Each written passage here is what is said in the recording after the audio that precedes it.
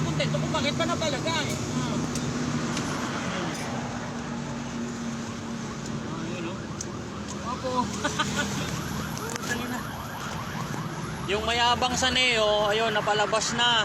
Oh, yung mayabang, si bro, kung tawagin nila. Kala mo ha. Ang kayabangan mo, nasabi mo, malakas ka sa loob, o tingnan mo, nasa labas ka na ngayon. Karma is real.